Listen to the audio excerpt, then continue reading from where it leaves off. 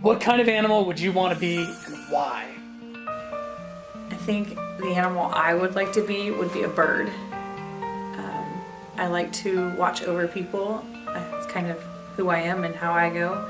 So being a bird, you can fly up in the sky and you can see the people around you and the things around you and just take it all in from above instead of at eye level. All right, Josh, so if you could be any kind of animal, what would you be and why? If I could be any animal, for me it had to be a big old grizzly bear because the saying is you don't want to mess with a mama bear and her cubs, but no one ever says you don't want to mess with a daddy bear and his cubs. So since getting married and having kids, I like to think of myself as that raging bear. So not like Winnie the Pooh, more her. So I'd have to say definitely grizzly bear.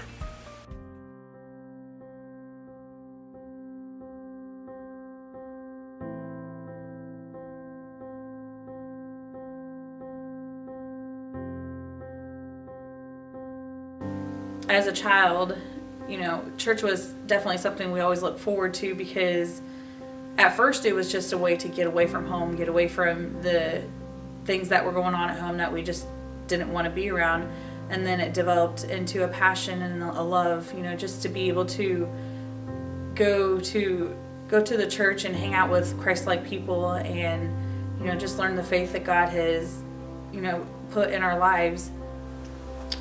Yeah, for the faith question, it was, not present growing up until I was about 11. I kind of grew up in the Catholic Church, and that's not a bad thing. But as a little kid, all I can remember is going to church and getting spanked. So anytime someone mentioned God or Jesus, I'm like, oh, God, Jesus, and whoopings. But I never really dedicated my life to the Lord. And I can remember my parents loading us up in our van that never wanted to start and taking us to First Assembly in Lafayette to a convention. There used to be a thing called the Power Team, a bunch of strong muscle guys walking around breaking stuff. And that night they had an altar call and they said something along the lines of, if you feel in your life where there's weak moments and you feel like life is a struggle, maybe God's calling out to you. And I kind of identified with that, living with a visual impairment and kind of, struggling a little bit with life and trying to figure out, why am I this way and why do I have to go through this? And giving my life to the Lord, I realized that, at times God can use how He's made us and how we are as a testimony to others. So that night I committed my life to the Lord at 11, and everything's been different since then.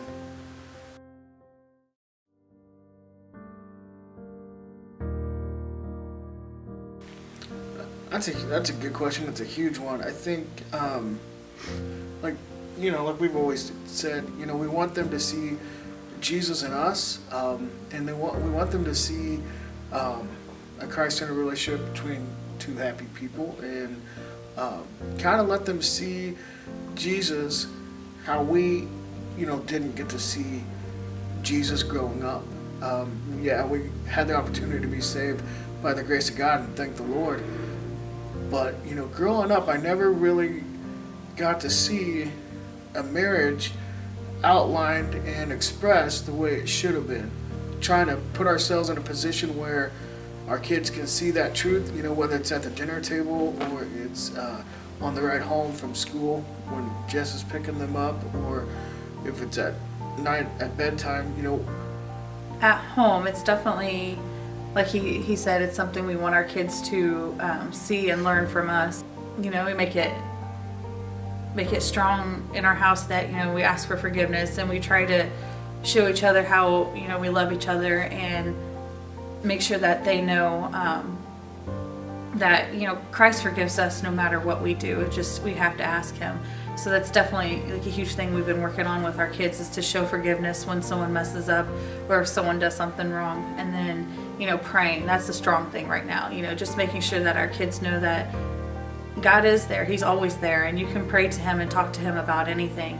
And I want to say, in just the last year, encouraging our kids to pray, we have seen them grow so much and it's a blessing. It's a huge blessing to see them growing.